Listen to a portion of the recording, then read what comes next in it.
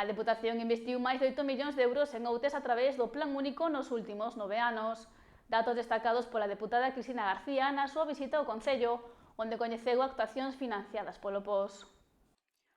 O Concello de Outes é un dos beneficiarios do Plan Único POS que impulsa a Deputación da Coruña anualmente para todos os municipios da provincia. A deputada de Plans Provinciais e Asistencia a Concellos do Ente Provincial, Cristina García, estivo esta mañá na localidade outiense para coñecer de primeira man traballos financiados por este plan e destacou a importancia que ten esta ferramenta para os concellos. Este ano 1,4 millóns aprobados neste plan entre o inicial e o que acabamos de aprobar agora mesmo este segundo adicional, 1,4 millóns para Outes, para obras, para servicios sociais, para gasto corrente. É un plan que eu creo que hoxe en día é unha ferramenta indispensable para a supervivencia dos concellos. Falamos sempre dos concellos máis pequenos, pero hoxe en día todos os concellos estamos tendo un grave problema de financiamento. Este plan, que é un plan estable, é un plan que dá a coñecer as súas cifras con anterioridade, o ano anterior, que permite planificar e, sobre todo, que dá moita facilidade e flexibilidade aos concellos para adaptalo á súa realidade. E dá solucións aos problemas da veciñanza. García apuntou que Outes recibiu máis de 8 millóns de euros do Plan Único nos últimos 9 anos.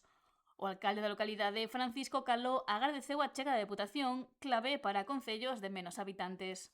Como xa se di de forma habitual, non, que son obras tan necesarias e tan importantes para os concellos pequeniños, que todas as administracións mostran o seu apoio hacia os concellos rurais, máis rurais, para mellorar desde logo, como é sempre, a calidade de vida dos veciños e veciñas, neste caso de Outes.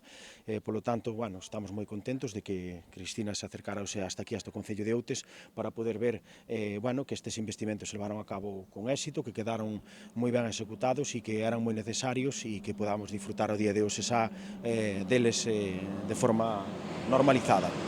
Actuacións como a renovación que se realizou na C550 ao seu paso polo cruceiro de Ró.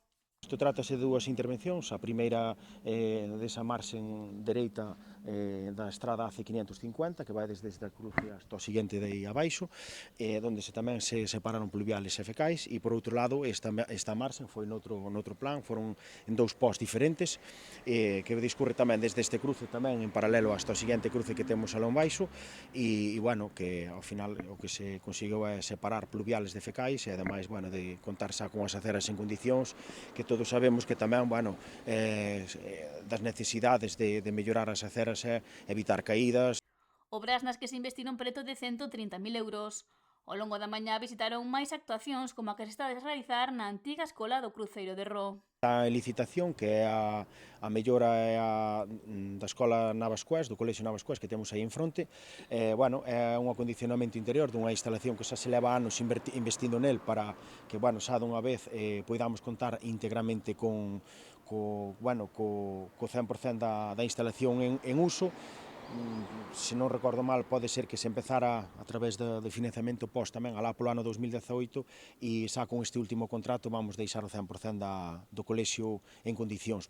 Antiguamente colexio e agora hai unha escola infantil na planta baixa e na planta superior vai a dotarse para o desenvolvemento da escola de música e baile tradicional previsiblemente. Ademais, o POS da Deputación permitiu mudar as luminarias do campo de fútbol de Outes.